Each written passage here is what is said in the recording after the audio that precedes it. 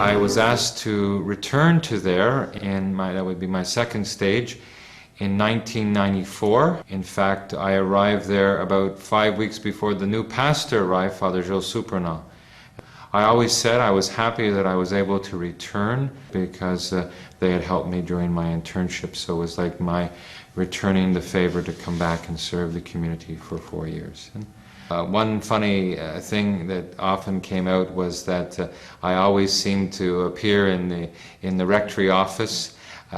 It seemed that I could hear everything, and so constantly walking in and reminding the secretaries and other people that that was a time conflict. So that became a little bit of a joke that to check with Father Fred.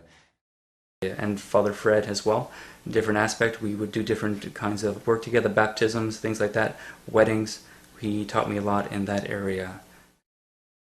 Father Fred, with whom I started, we were together for 4 years. He was a very, very gentle man, a great sense of humor. Those first years were so intense and dark, and he had a wonderful knack for pulling me up, out of the gloom.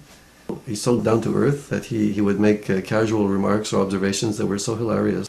We became dear friends and brothers, and I still love him very much. And he had to go eventually and move on. He was replaced by Father Phil Thibodeau, who was an out-of-towner who was in Montreal for just a while. He was quite a character, and everyone still has Father Phil stories to tell. He was a remarkable man, very gifted in many ways. It was great to know him. Robert Clark came as an intern, and he was ordained around the time Father Phil came, and it was wonderful to work with him. He's a shy man in many ways, and to see him kind of open his wings and learn to fly was a wonderful experience.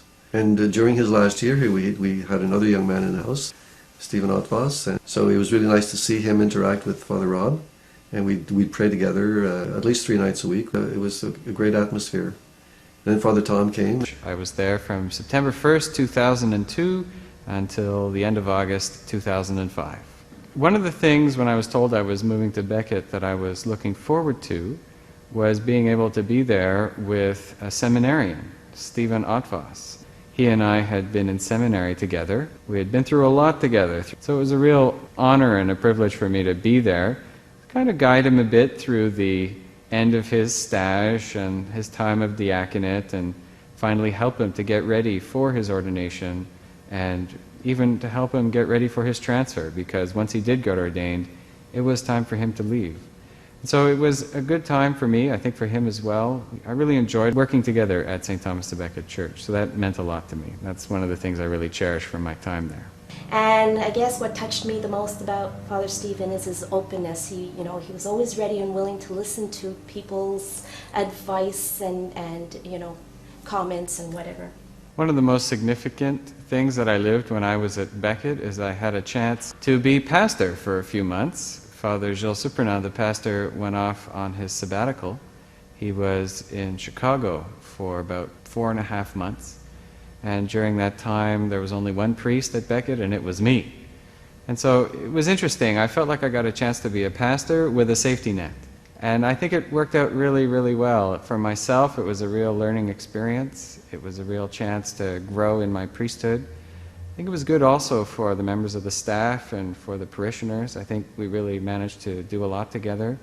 It was a time of real growth in the Faith First program. The number of people coming to church exploded, so many that we actually had to add a Mass. And that really helped enliven the community, really helped boost the sense of spirit in the community.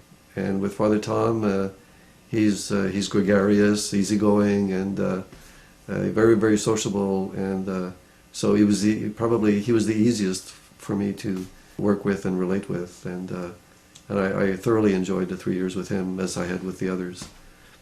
Father Tom, well, I guess everybody talks about his great homilies, and that's true. But I think what really touches me about Father Tom is his love of life. He really lives out that vocation.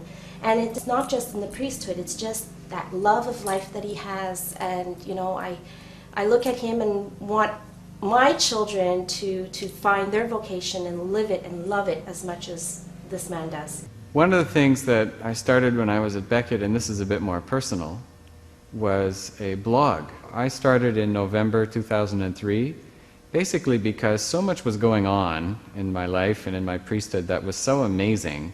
I was just exploding. I had to share it with somebody. So it started small, but it's really grown, and it's become an extension of the ministry I had at Beckett, going from there to reach out to the whole world. I managed to add on a few extra functions so that while I was over in Germany, I was able to continue to update it from, believe it or not, my cell phone, and even phone in to a number and leave audio messages that people could listen to. So it became a real mechanism for keeping united with the folks back home. And then Father Placido came, and he was a delight.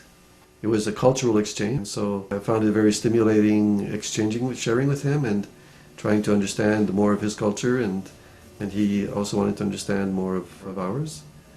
And it's too bad it was such a short time, but I think we thoroughly enjoyed each other. Father Mac, even though he was with us for such a short time, it was his humbleness that I think touched me so much. And oddly enough, now I find myself alone in the house, and it's not a bad thing. As much as I enjoyed all those wonderful men, I don't mind my own company. But I wouldn't want to stay alone too long. I think it's not good for a priest to live alone. The brotherhood is good. It's stimulating, and it keeps us sharp.